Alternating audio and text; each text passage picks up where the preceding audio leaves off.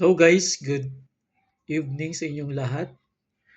Magsasolve tayo ngayon ng problem regarding sa work problem, no? Kasi kadalasan lumalabas po ito sa examination, no? So kadalasan maraming nahihirapan dito.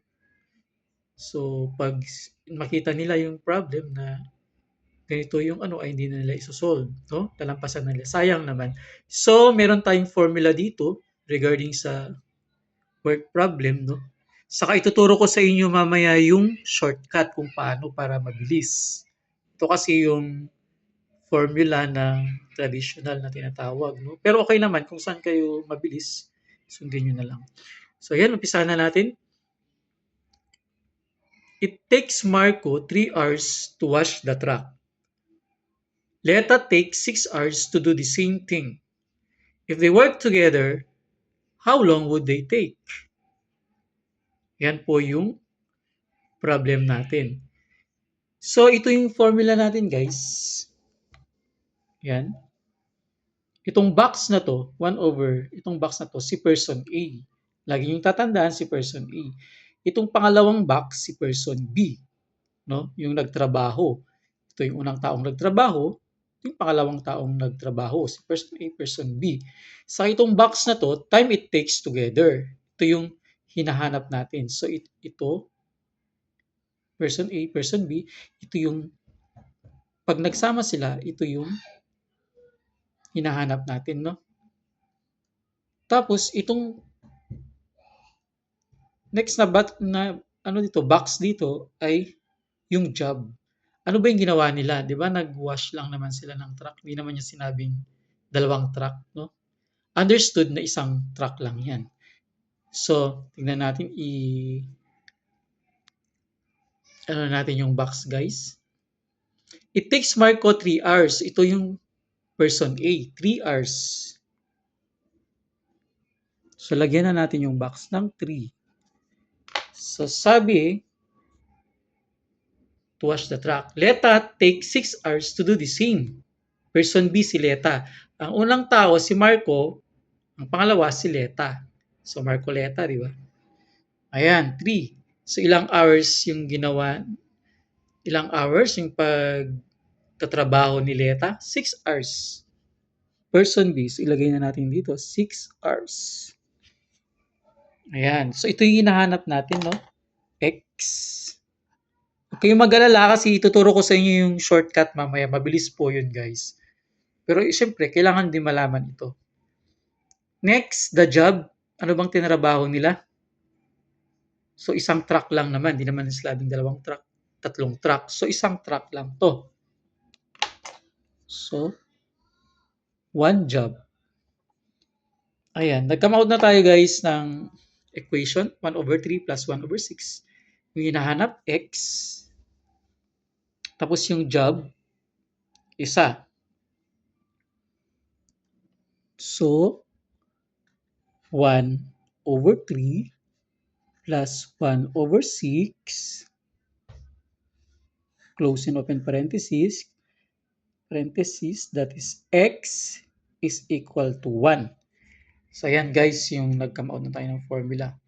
So, ang gagawin ko lang dito is hahanapin ko yung, anong hahanapin ko dito? Yung LCD. So, ano bang LCD ng 1/3 over 1 plus 1 over 6? So, di ba parang 6, 3 times 2, 6. Or ito, kunin natin ito. So, 6 ang LCD niya. So, that is 6. So, 6 divided by 3, 2 times 1, that is 2. 2 plus 6 divided by 6, that is 1, times 1, that is 1. So, 3 over 6. Tama? 6 over 3 over 6. So, dahil dito, pwede pang ma-reduce to lowest term. 3 divided by 3, that is 1 over 6 divided by 3, that is 2. That is 2x over 1. So ano yung gagawin ko guys para matanggal itong 1/2, no?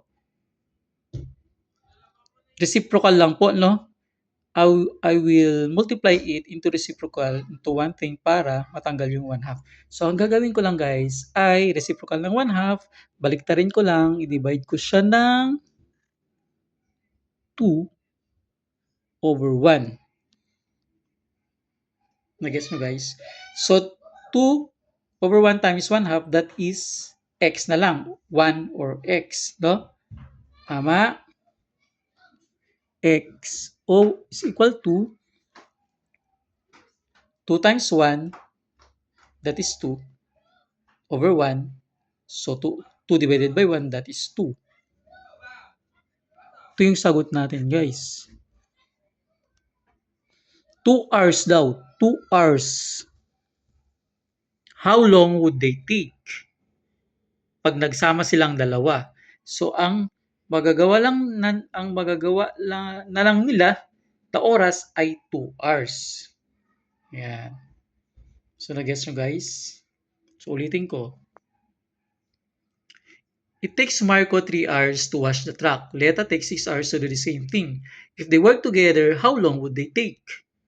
So ito yung formula natin, 1 over box plus 1 over box. So ito yung person A, no? Ito yung person B, yung nagtrabaho na pangalawang tao.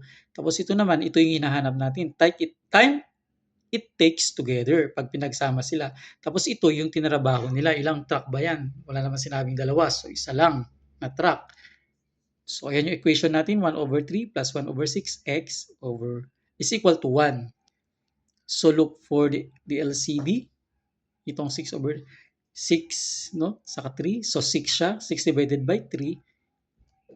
That is 2 times 1. That is 2. Plus 1. 6 divided by 6. That is 1. Times 1. That is 1.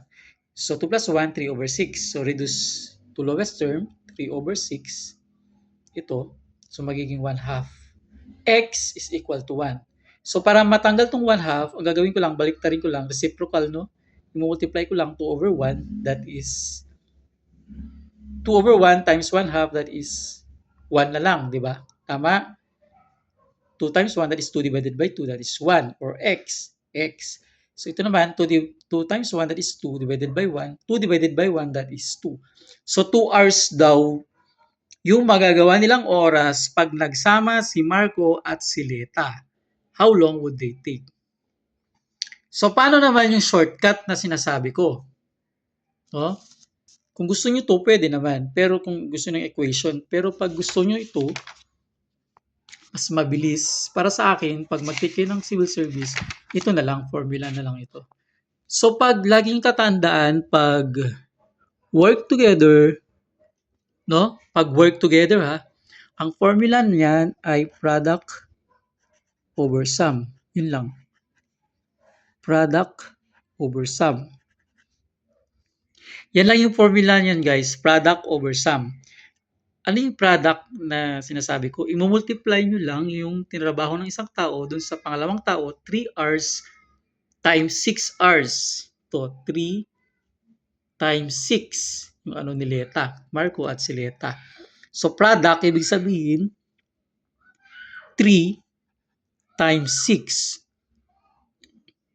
over yung sum daw. So 3, ano ba yung sum nila? Pag pinagsama, 3 plus 6. Yan. So 3 times 6, that is 18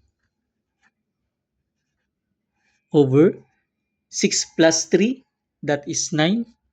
So pag dinivide mo yan, 18 divided by 9, that is 2. 2 hours. So the same lang ba yung sagot? Diba the same lang yung sagot dito? Ito kasi equation, medyo mahaba. So okay lang naman kung mabilis kayo dito, why not, di ba? Pero para sa akin, ito na lang. Pag work together, laging product over sum formula. Mag-subscribe lang kayo guys kasi i-describe ko din yung alone, no? They work alone. Iba yun. Iba sa work together. Nagsama. Yung work alone, kanya-kanya, no? Na tinrabaho. Ayan. Ito naman, they work together. So, product over sum, yung formula natin. Doon lang kabilis, guys. Okay, guys. Thank you so much. Ito po yung pinakamabilis na formula. Thank you for watching.